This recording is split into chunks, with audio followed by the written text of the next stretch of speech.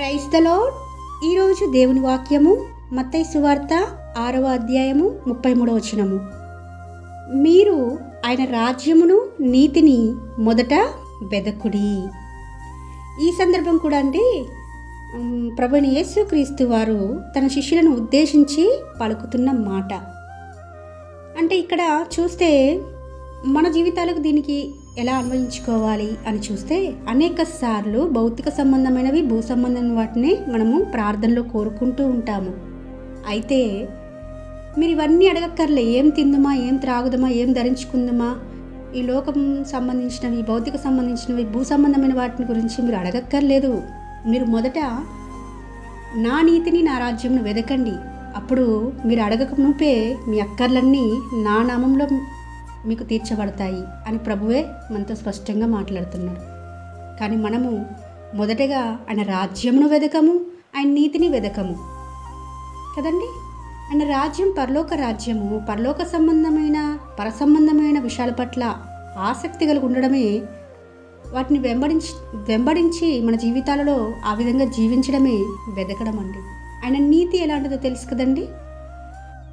ఆయన నీతి, ఆయన ఎప్పుడు కూడా మనం గమనిస్తే ప్రభువైన యేసుక్రీస్తు వారు ఈ భూలోకంలో 33.5 సంవత్సరాలు మాత్రమే బ్రతికారు. 30 సంవత్సరంలో తల్లిదండ్రుల ఆధ్వర్యంలో ఉంటూ తన సొంతంగా కష్టపడి వడ్రంగి పని చేసేవాడు, తెలుసు కదండి. సొంతంగా కష్టపడే మనస్తత్వం కలిగిన ఆ ప్రభువే 3.5 సంవత్సరంలో తన పరిచర్యలో ఎటువంటి పాపము కానీ, చెడు తలంపులు కానీ, చెడు ఆలోచనలు కానీ లేకుండా దేవుని రాజ్యంను, దేవుని నీతి కొరకు బ్రతుకుతూ వచ్చినాడు. అది ఆయన నీతి. యవనస్తుడిగా ఉంటూ వచ్చినాడు ప్రభువు.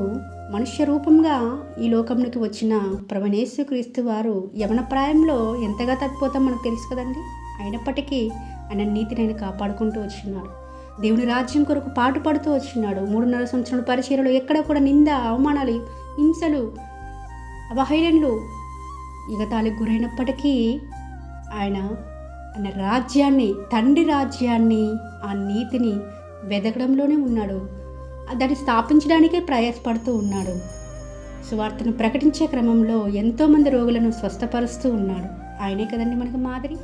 మొదట ఆయన నీతిని, ఆయన రాజ్యంను వెతికినప్పుడు మాత్రమే మనం ఏది అడిగినా దేవుడు ఇస్తారని మనం అర్థం చేసుకోవాలి.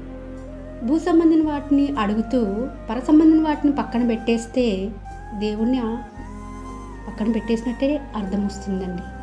ప్రత్యేకంగా చెప్పక్కర్లేదు. ఎప్పుడైతే భూ సంబంధం వాటి మీద మనం ఆశ పెట్టుకొని అడుగుతున్నాము అంటే పర సంబంధమైన ఆశీర్వాదాలు మనం కోల్పోతున్నాము అని అర్థం.